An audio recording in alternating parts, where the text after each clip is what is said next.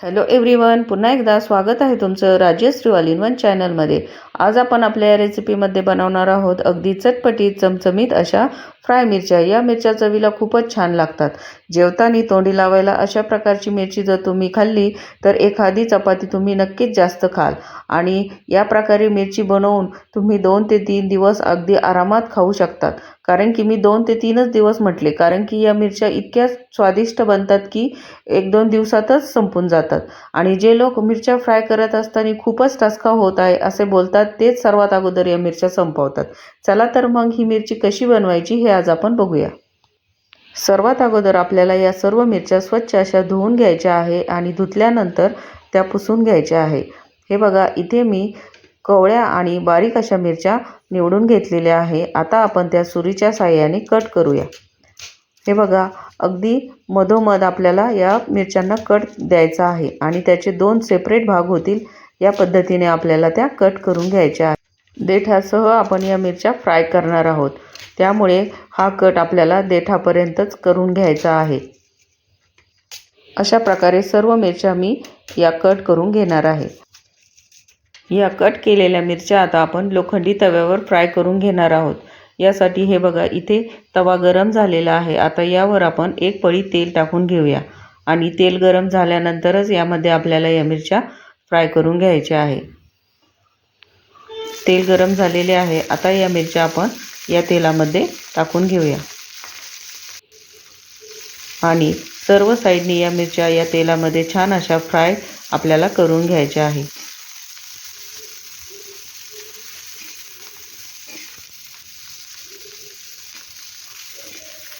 Fry करत असताना आपल्याला गॅसची फ्लेम ही मीडियम ठेवायची आहे।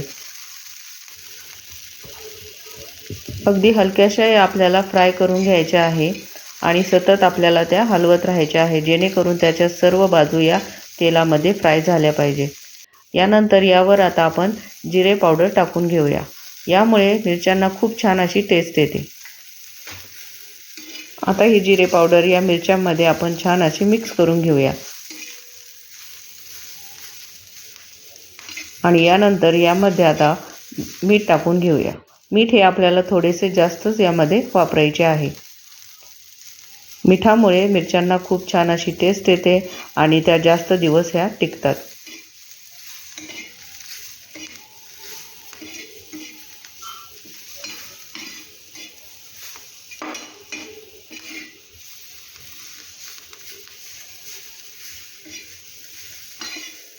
आपण जे वडे आणि भजी याबरोबरच्या मिरच्या खातो त्या तेलामध्ये अगोदर तळलेल्या असतात आणि तेलातून बाहेर काढल्यानंतर त्यावर मीठ टाकतात। पण अशा प्रकारे जर तुम्ही फ्राय करत असताना मीठ या मिरच्यांमध्ये टाकले तर ते मीठ सर्व मिरच्यांच्या आतपर्यंत जाते आणि मिरचीला छान अशी टेस्ट येते। मीठ हे या मिरच्यामध्ये छान असे मिक्स झाल्यानंतर आता यामध्ये आपण अर्धा लिंबाचा रस टाकून घेतलेला आहे। अशा प्रकारे लिंबू या मिरच्यांमध्ये टाकल्यामुळे मिरचीचा तिखटपणा हा बॅलन्स होतो आणि मिरचीला छान अशी टेस्ट येते।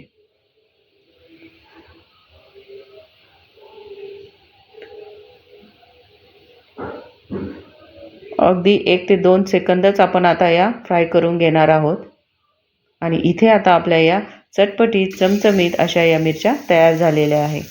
हे बघा, खूप अशा फ्राय न करता अगदी हलक्याशा आपल्याला या पद्धतीने फ्राय करून घ्यायच्या आहे। आता आपण त्या एका प्लेटमध्ये काढून घेऊया। या मिरच्या बघितल्यानंतर तुमची ही नक्कीच भाजीला काहीच नसेल तर अशा प्रकारच्या मिरच्या बनवून तुम्ही त्या चपाती, बाजरीची भाकरी किंवा ज्वारीच्या भाकरीबरोबरही खाऊ शकता। चवीला खूप छान लागतात।